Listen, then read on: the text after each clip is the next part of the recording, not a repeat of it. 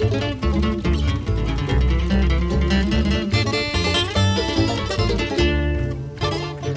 know what I think we should never do for the remainder of 2020? Something that is just a bad idea is to say something like, I think our talk show is going to be pretty simple. Just a few news releases. Not much on the agenda. Because 2020 hears that and says, hold my beer. All of a sudden, we are looking at a pretty significant announcement made at the state level, which we're going to, rather than interpret, we will let you hear from the maker of the announcement, Governor Dunleavy, having to do with a pretty significant advancement in the state's timetable for reopening Alaska. And we will share that, among other information, on today's town meeting program. Welcome.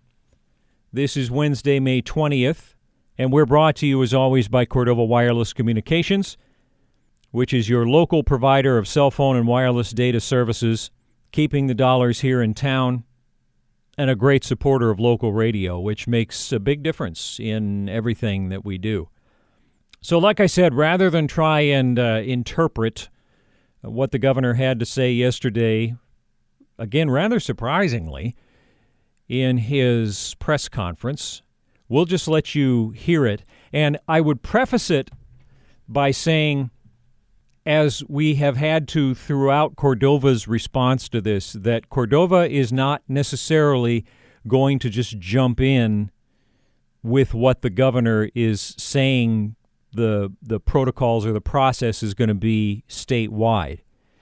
As the council voted, and arguably on a divided basis last time, but they did decide by a vote of 4-2 with one person not there, that they wanted to keep Cordova's emergency management process such that when the state hands down a significant mandate, that Cordova's incident management team, and specifically the medical team, is going to review that as soon as possible and make a recommendation to the city council as to how they think things should proceed. So we don't want to make the mistake, as we listen to the governor here, of thinking that everything that he's saying is just going to automatically be implemented. It might be. That may be the decision of the local authorities, or the local authorities may decide to hold back, again, because what works in Anchorage or Fairbanks or Glen Allen or even Valdez on the road system doesn't, in the eyes of our community leaders, doesn't necessarily work in Cordova, because we're off the road system. We have the processors. There's been a lot of community concern about containing potential spread from folks coming in from out of state. So I would predict that our local emergency management team, our local doctors, and our city council are going to be looking at this announcement. And that's why, again, I wanted to emphasize before we hear it that all of us in business here should take a beat and recognize that what he's saying is going to be put in place Friday may or may not apply to Cordova. And, of course, if the city has a special meeting about this, or if they take the issue up tonight or whatever, because they do have a council meeting tonight, their regular meeting, if you have feelings one way or the other on whether, yes, absolutely, it's time to just do what the state says, or if you feel that Cordova should move a little more slowly, you'll want to offer that testimony so that the council has an understanding of how our community feels. So, with that, here is what I at least considered a rather surprise announcement last night from Governor Dunleavy. So where are we today? Active cases continue to decrease. Our PPE is in good supply statewide. And testing in healthcare and public health capacity is good. We continue to build that up. There's a couple little areas we'll talk about that we still need a little bit of time on, just a little bit, but we think we're going to get there pretty quick. So if we can go to the next slide. We're going to open up we had a number of phases. We're in phase 2 now. But on Friday, we're going to open up the state of Alaska to business. And so on Friday, May 22nd, all businesses and entities following guidelines may open. So we have guidelines for entities to take a look at, individuals to take a look at, but for all intents and purposes, we are opening up businesses, we're opening up entities. So for example, we have all businesses are open, all houses of worship are open, libraries and museums will be open, all recreational activities will be open, all sports activities will be open. So it'll all be open just like it was prior to the virus. We're still asking Alaskans, as we have for the past several weeks, to work with all of us to continue to try and keep that virus at bay and avoid any unnecessary contact with others, because we know that's how it's spread. But we also understand that in the daily course of business, people are going to come in contact with each other. And so we just need folks to be really vigilant and aware that this virus can jump from one person to another if they're closer than 6 feet, if surfaces aren't wiped down, if you're shaking somebody's hand, et cetera. If you are in a category such as a senior, 65 and older, or you have underlying health issues, you really want to be vigilant and take care of yourself. Be aware that, again, the impacts on some of our older folks and some of our folks with some of these conditions could be severe. And so we understand this virus more. We're moving into a management stage of this virus, this pandemic in Alaska. We want to get this may sound strange, we wanted to get some of the kinks worked out in our approach to this virus as we go into the summer. There's no school right now. We're hoping for a nice summer so that people can get outdoors, but also gives us an opportunity to assess and manage this virus so that when we go into the fall and go into the winter, that by that time there are potentially antivirals that work, and we'll have those in supply, we hope. That they'll be well on their way to a vaccination that we hope. But nonetheless, we have to be prepared that we have to look out for ourselves as individuals and each other. And what we're hoping is if we do this the right way, change some of our habits a little bit in response to this virus, I think we're going to continue to see our numbers do really well. And I'm going to encourage all Alaskans to help our businesses and help our economy in Alaska by doing business in Alaska, and buying Alaskan, and traveling Alaska, and going out to eat in Alaska, and ordering Alaska. And so, again, we have to be careful about being in groups. I know it sounds to some like there's a contradiction, but it's really not. We have to learn to manage the virus. We have to learn to live with it until those vaccinations come and those antivirals. We've shown that we can do it on our own when we work together. And as we move forward through the final reopening phase that'll begin on Friday, we should get this. We should have this well under control in terms of managing it. If there are spikes, if there are clusters, we'll deal with that. We're not saying there won't be. We've talked about how we believe that there will be an increase in numbers. I mean, when you think about it, our numbers have been 0, 2, 3, 4. We've done really well there, but it's time to get Alaska back on its feet. So there are still some limitations in place, but we hope to deal with those very quickly. We're working with we're going to be meeting with the Air Carriers Association and working with the airports to try and come up with a system of protocol that will allow travelers to come in from the rest of the country as soon as possible. That guideline is set to expire on June 2nd, but again, we're going to watch our numbers, and we're working with the air carriers here this week, and we'll continue that process if we have to into next week. But sooner than later, before the June 2nd deadline, we hope to have that taken care of. So we're going to still help our senior centers, our elder care centers, our correction facilities. We're going to be still maintaining some guidelines there so that our most vulnerable, we lower the chance of those folks getting infected. We are going to allow some of our communities that don't have health care. We're going to work with some of our communities that don't have a robust health care system, some of our more smaller, isolated communities especially, to continue to work with us on restricting unnecessary travel into some of those communities. And as we build up our testing capacity and our response, which we have in place now, we feel pretty good that if there are clusters or cases in some of our smaller communities, we can deal with those cases quickly and not have to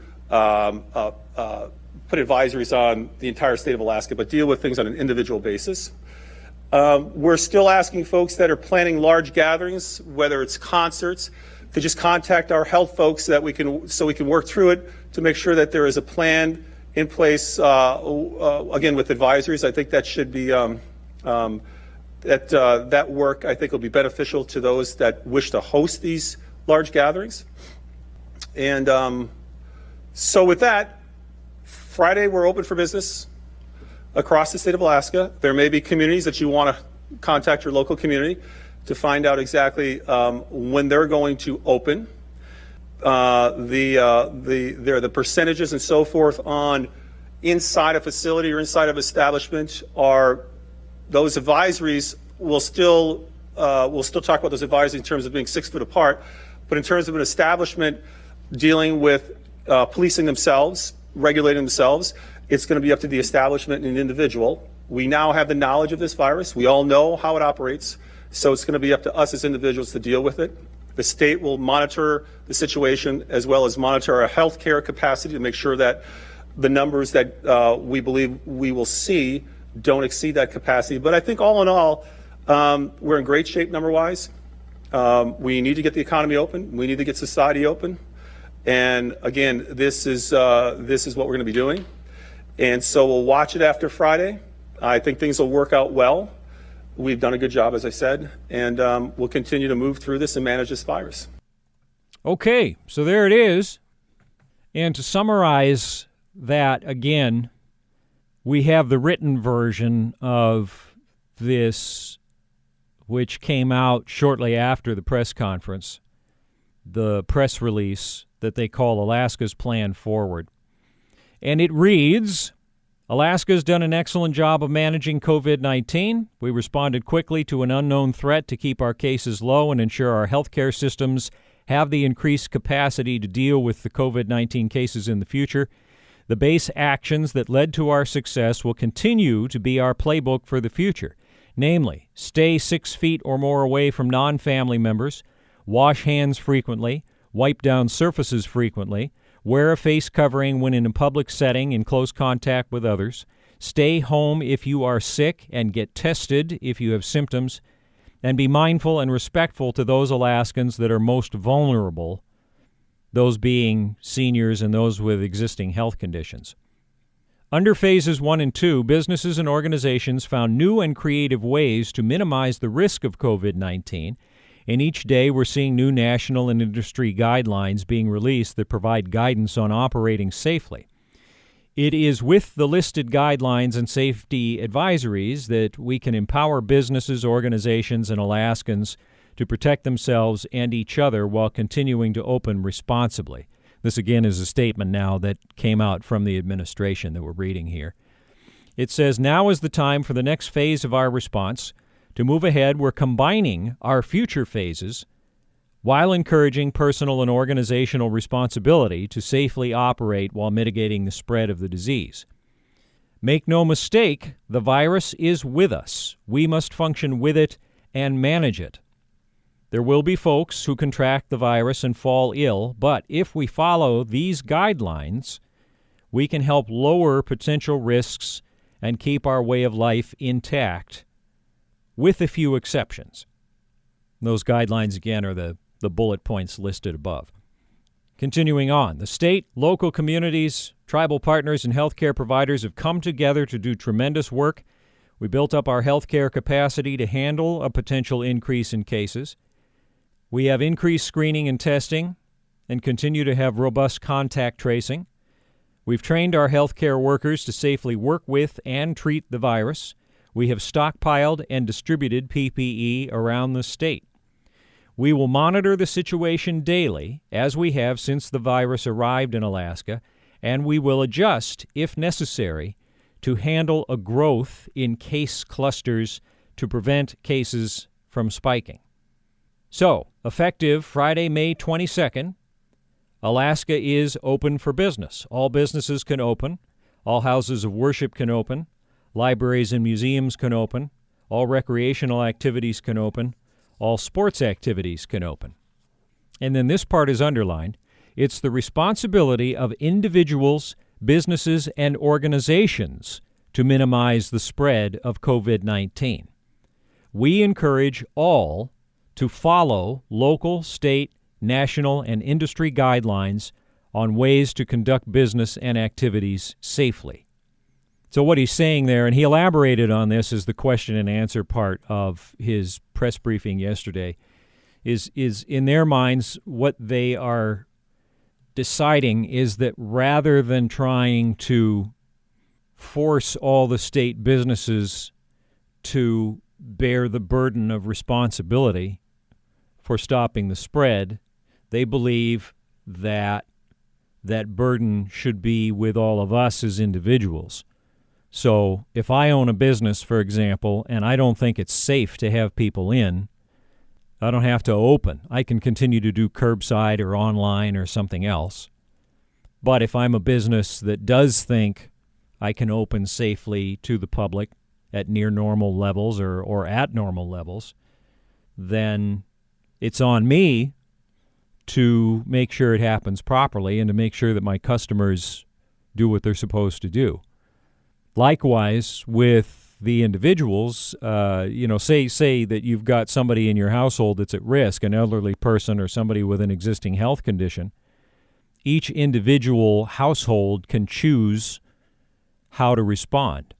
Do they want to continue to shelter in place, shelter at home, just like used to be required? Do they want to not have their kids? If you've got, say mom, dad, and some kids and grandma lives in the house, that family more than likely will want to continue to avoid engaging in any activities that could make it possible for mom, dad, or the kids to bring the virus into the household and risk the life of the elderly person. So they're not, the state isn't saying just go about willy-nilly, do whatever, lick each other, etc. It's shifting the burden to the individual households to manage their lives as they see fit. And again, don't get me wrong, I'm not saying that's a great idea one way or the other. Because as we all know, there are people who, even when you provide guidelines, they won't do it. That's just human nature. That's been the case with speed limits. The nation or the state sets speed limits, and people give them the finger, and they go as fast as they feel like. Some of them get caught, some of them don't. Some of them risk people's lives by driving the way they do. And it's just it's a thing we deal with as a culture, as a society. And I know there are numerous arguments for and against treating this virus the same way we treat other areas of risk.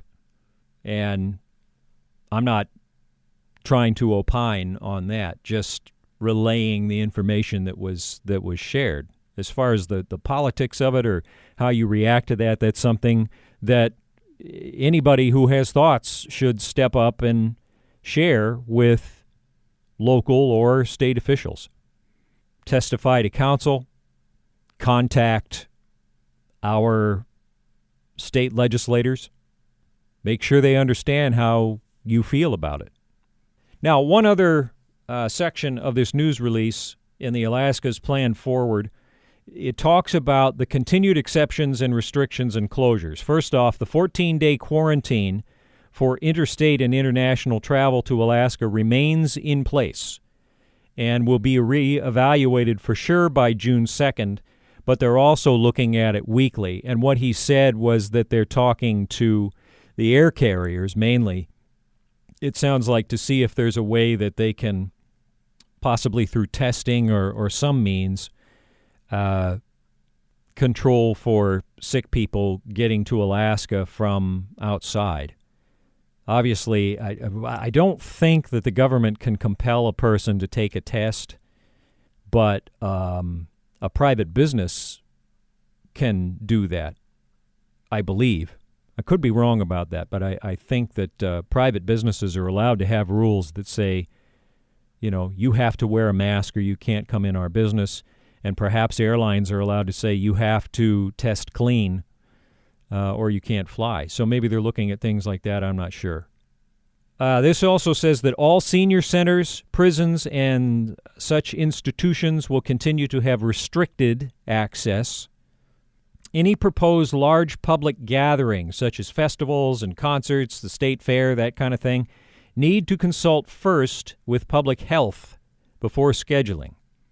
The state will continue to work with large industries to protect their workforce and the communities in which they operate, which makes it sound like we shouldn't expect, for example, the processor plans to be relaxed just because the state is relaxing its plans, that the privately developed state processor plans, it seems like, would continue to operate. Again, that's a guess on my part, but that's what this statement seems to say.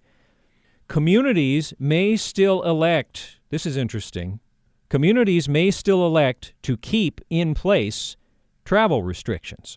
Some Alaskan communities may wish to extend restrictions on non-essential travel into their communities for health reasons. Check with your local community.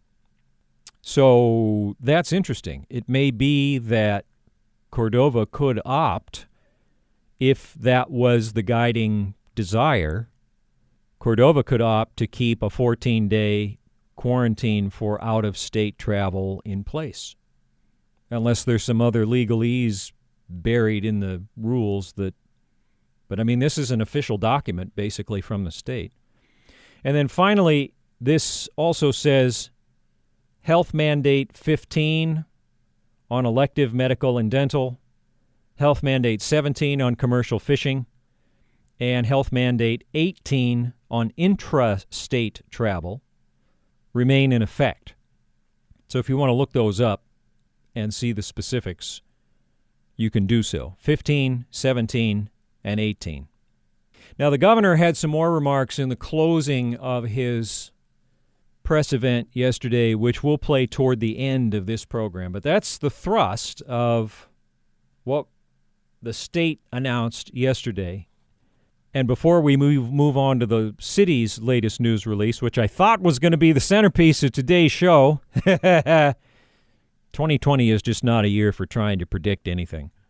But anyway, wanted to point out again that the city, in its emergency order, has a provision which was upheld by the council on Monday, that when the state makes a shift in its policy, that it doesn't just automatically go into effect for Cordova, that our local experts are going to evaluate it based on our local situation, our local medical personnel, our local leaders are going to filter the state's policies through the unique conditions of Cordova, which includes public testimony. Don't forget about that now.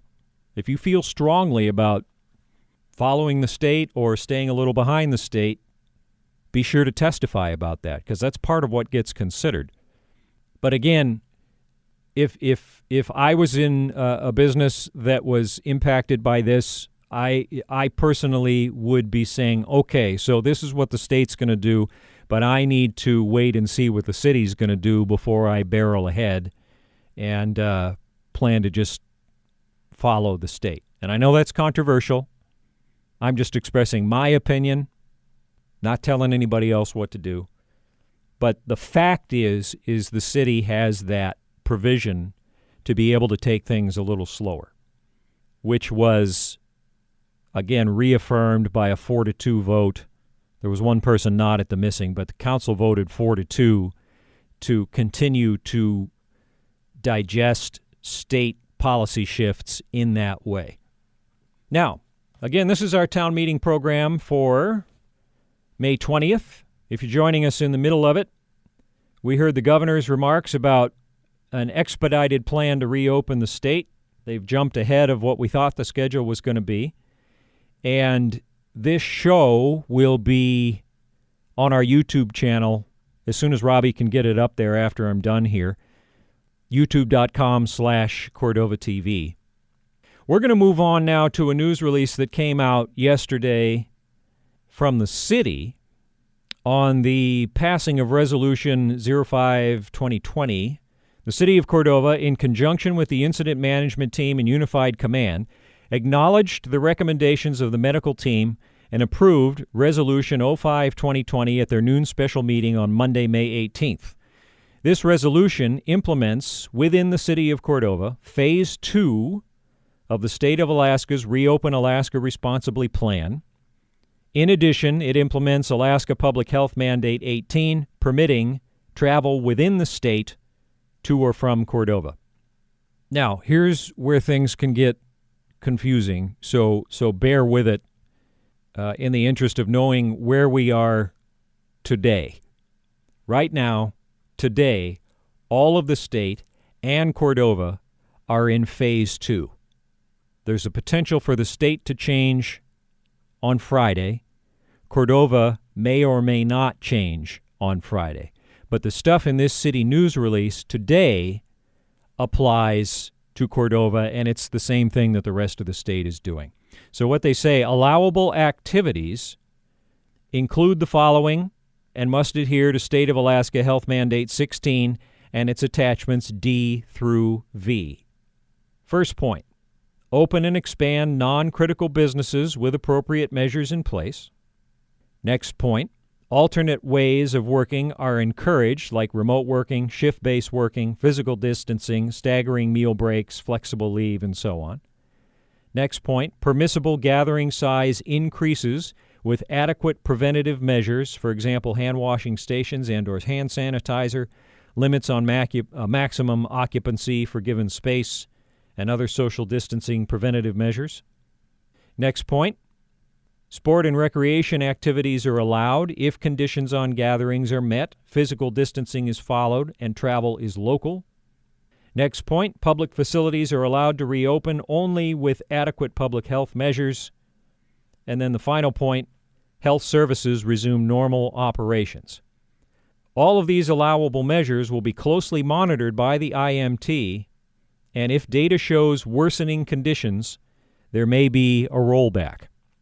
So all that stuff we talked about, what day was it? Yesterday? Was that when we talked about Phase 2? I think it was yesterday's show. All those things we talked about yesterday, all of the Phase 2 stuff, everything that went into place with Cordova moving to Phase 2, that's all still valid. And it's the same all around the state, today and tomorrow for sure. Friday, we'll have to see. Now, the city news release goes on to say, remember these tips and protective measures. People at high risk of severe illness, older people and those with existing medical conditions, are encouraged to stay home where possible and take additional precautions when leaving home. If they choose to work, take similar precautions.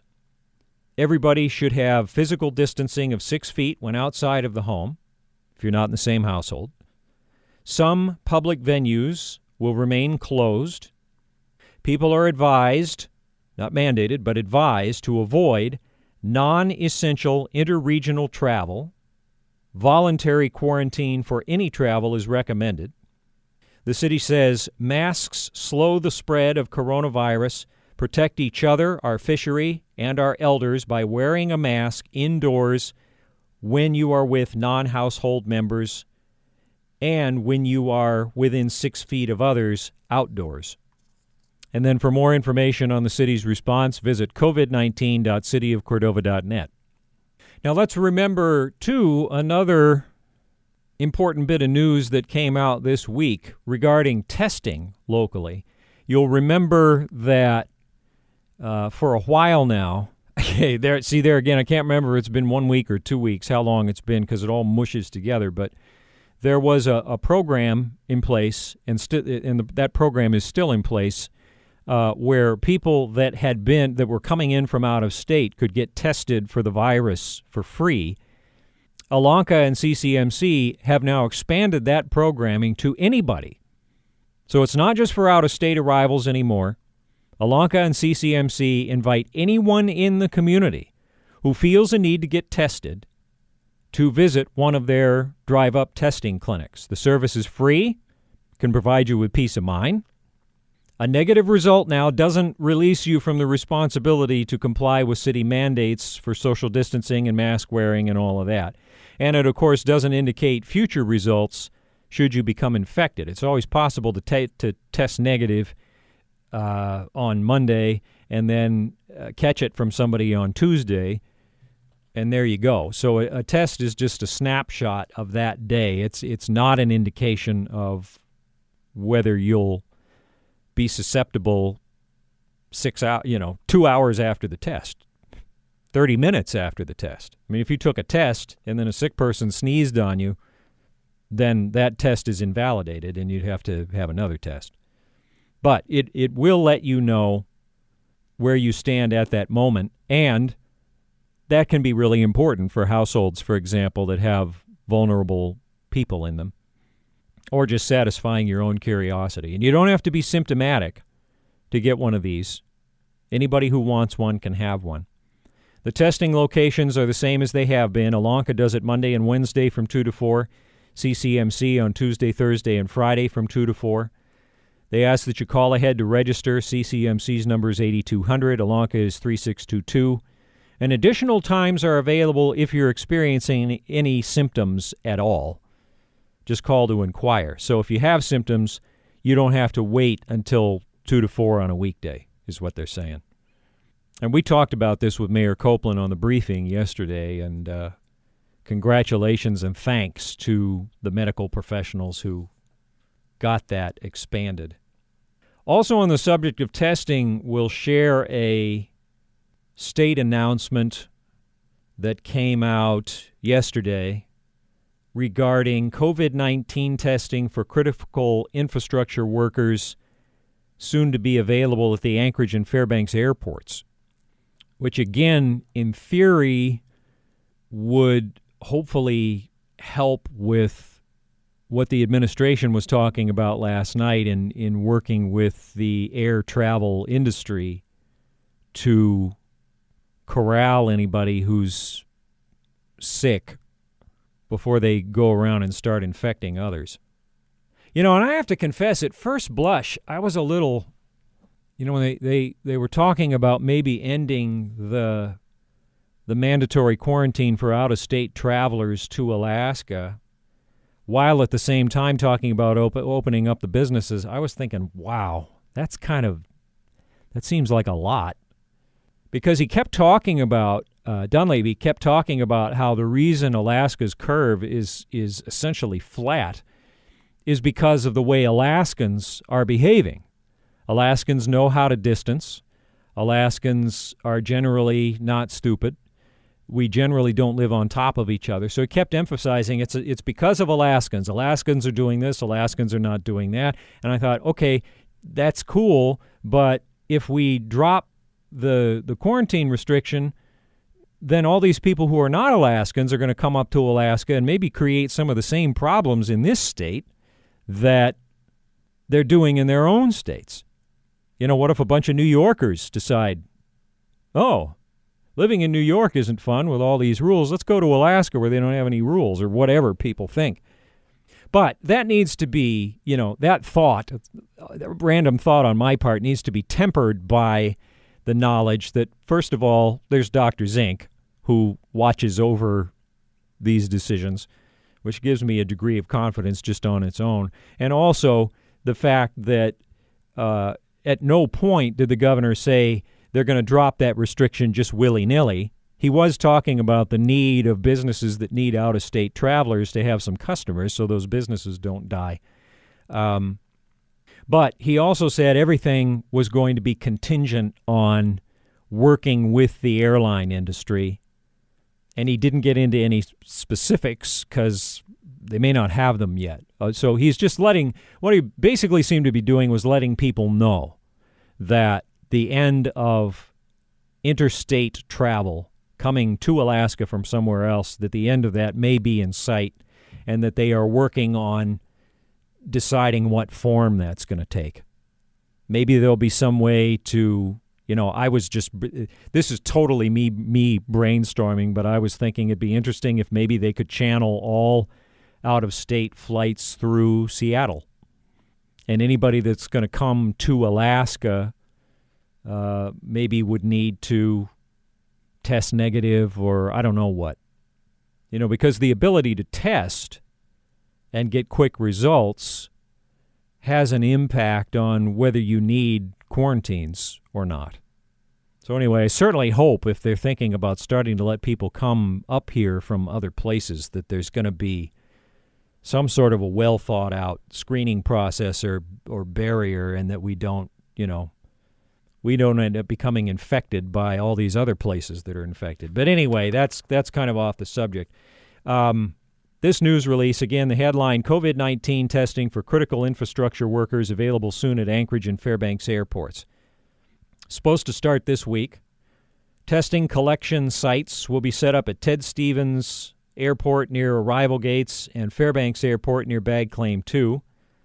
Department of Health and Social Services Commissioner Adam Crum said, quote, "We're scaling up testing across Alaska and offering it to critical infrastructure workers where it makes the most sense to do so. This airport venue is not for widespread testing, but is another example of pop-up testing happening in various locations around the state to meet the needs of Alaskans and our critical infrastructure workers," end quote.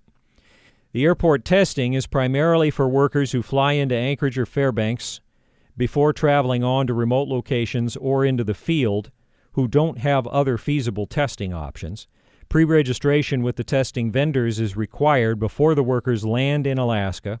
Some wildland firefighters and fisheries workers will be among the essential workers tested at the 2 airports. Workers who are tested at the airports will remain in quarantine either in Anchorage or Fairbanks until test results are returned. After that, they will continue on to their work site, where they will finish their 14-day quarantine and adhere to the protocols in their employer's Critical Infrastructure Protective Plan. Samples will be transported to the Alaska Public Health Laboratories in Anchorage or Fairbanks. Results from those labs are typically available in 24 to 48 hours. If faster results are needed, samples may be sent to nearby healthcare facilities that offer expedited testing. The airport test collection sites will be run by private contractors through a contract with the Alaska Department of Health and Social Services. Capstone Clinic, a South Central Alaska healthcare provider in South Central Alaska, will run the testing site in the Anchorage airport. Beacon, a locally based occupational health company, will operate the site in Fairbanks. So something that's interesting in this that gets emphasized again is that while they're adding this testing at the airports for critical infrastructure workers, which includes fishermen and cannery workers, while they're adding that, they are not recommending in any way that, say, Ocean Beauty or Trident, who have these very robust plans in place. The state is not recommending that the processors or anybody else loosen their plans, which on the surface is somewhat comforting. And you wonder, too, again, if some of what they're doing for critical infrastructure workers at these airports could be expanded for any traveler that wants to come to Alaska. Because, again, it may not be legal for the state or the government in general to mandate testing, but that doesn't mean, I don't think, that the airlines couldn't.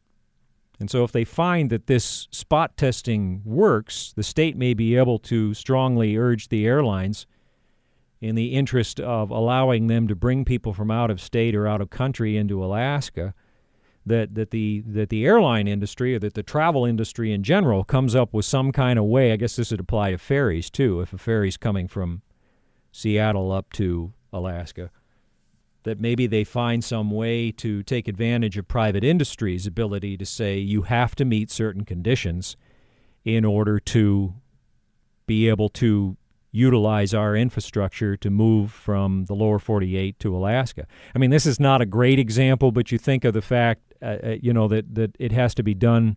You have to show a health certificate for a pet if you're going to bring a pet on a plane in a crate down there in bag claim. And I don't know about the service animals if health certificates have to be presented for those or not. But if it's not a thing anymore, I know it was a thing because we used to fly with dogs. And you always had to show a clean bill of health. Not because the government said so, but because the private business, aka airline, said so. So maybe that's what the state is planning to work on as they look at lowering the travel bans. And if they're not, maybe it's something that people could suggest. Like I said, I'm just thinking out loud here. All of this is kind of new. So that's the end of the pile of papers. As I said, what we'll do here now to conclude is share the governor's closing remarks, because as usual, the briefing yesterday had the opening section, and we played that part early in the show.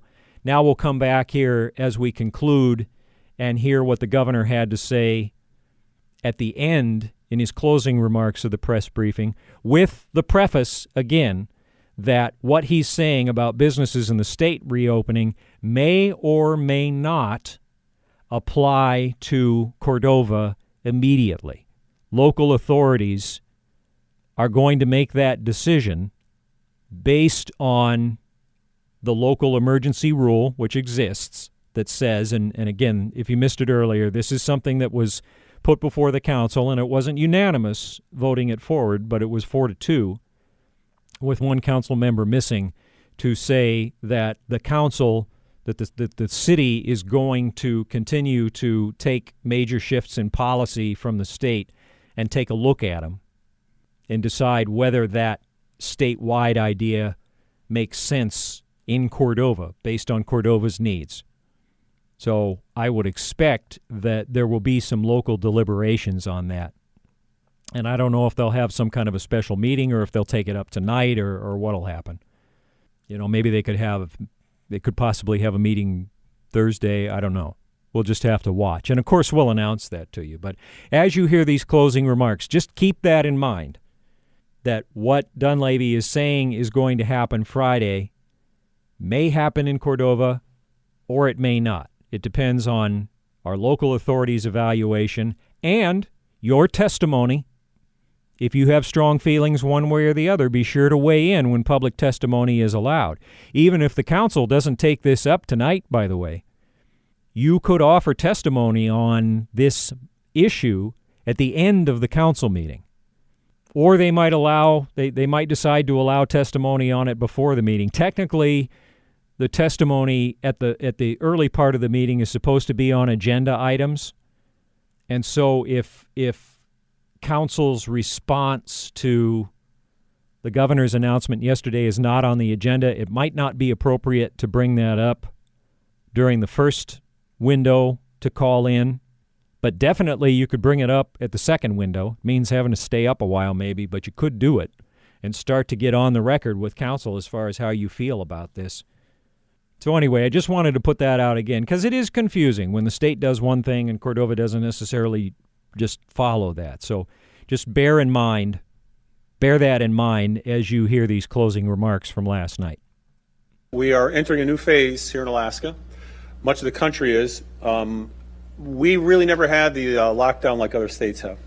We've actually gotten along really well, communities, different entities, folks, elected officials, individual Alaskans. And I keep saying that because it's crucial. I've had people ask me from outside the state, what do you think it is? Why is this happening in Alaska? Certainly our geography, our isolation, those are definitely contributing factors to our low numbers. But it's also just Alaskans wanting to help out. We've had to change our lives in many respects radically in order to absorb what we thought was going to be a large number of cases. Thank God that didn't materialize. We have our healthcare capacity in place now. So we're opening up. Again, we're going to keep an eye on the senior centers, going to keep an eye on the prisons. We need to keep an eye on our elders, our seniors that are not in elder care. We need to continue to respect each other. You see people at a store with a mask. Understand that they're just trying to be helpful and not spread any projections to others. You may see people with gloves. They're trying to do the same thing. And so if we keep working together with each other, I think Alaska is going to be a model for the rest of this country. There's a couple other things that we're working on very quickly to make sure that we get those in place so that we will be the Alaska as close as possible to what we once were. Again, we have to keep an eye on the cases. We do anticipate an increase in cases. We never said there wouldn't be an increase in cases. We're just trying to make sure that we don't overwhelm our healthcare system. We think we're in pretty good shape. We think we are ready to deal with this. Want to do it now. You want to open up now in May. Then we have May, June, July to really refine how we approach the pandemic, how we approach managing this virus. But again, in the end, it's not going to be the state that makes this successful. It's going to be individual Alaskans, individual Alaskan businesses, business owners, entities. It's going to be people on an individual basis that's going to continue Alaska's success. And again, when the history is written on this and how this was dealt with, it's my hope that when people look back on it, they say that in Alaska's case at least, it was individual Alaskans that kept the virus count down. It was a lot of sacrifice, unfortunately, and a lot of angst and hurt when it comes to the economy and businesses and other entities. But we're going to do everything we can to get us up on our feet and walking, then jogging, then running to the future. And I think once we do that, we're going to be in good shape. So again, we're going to be opening up. People should get ready. Friday's the day. And we will continue to report back on a couple of these other things that we need to work on, including travel as quickly as possible. That expires June 2nd. And so we need to be focused on numbers, not necessarily dates, but I am pretty optimistic that we will have everything in place to where we can have a summer as close to normal as possible. Anyway, thank you, Alaska. We'll be back again with another presser, get you more details. Go to our website to get some more information. But again, I want to thank you for all your help. All right, there it is, and we'll see how our local experts and local authorities decide to proceed with that. Will we join with the rest of the state Friday? Will we hold back for a little while? Those are decisions to be made by the IMT, by the medical team, by the city council. Be sure to get your testimony in there if you have strong feelings about it. You could do that tonight in the second open phones period of the council meeting. And, of course, if they decide to have any special meetings between now and Friday, that would be an opportunity to do so as well. This program will go up on our YouTube channel. It will be the town meeting program for May 20th. Those are the ones that have the all red letters. The May 20th town meeting talk show, youtube.com/Cordova TV. So if you want to hear this again, if you want to share it with anybody, you can pass a link on to them. We're glad that Robbie came up with the idea to have that service. It's been pretty valuable here, actually, of late. Big thanks to our sponsor, Cordova Wireless Communications, your local cell phone provider that provides your local talk show. I would like to vow to you that I'm going to minimize trying to predict whether a talk show is going to be a big deal or not. I didn't think this one was, and then 2020 happened. Again, with its virus, and its murder hornets, and its squirrels with flamethrowers, and its seagulls with shark heads, and whatever else it decides it wants to throw at us here. There's some places got flooding now, so all it takes is locusts, and we're... all of the 10 a.m. hour programming that was preempted by this show will be brought forward for you. We'll play it. It's going to get played. Stay tuned. We'll play it. And thank you again for joining us for Town Meeting. Don't forget the daily briefings, 1 p.m., 5 p.m., 8 p.m. on the radio, archived on the YouTube channel. That's coming up later. Have a great day.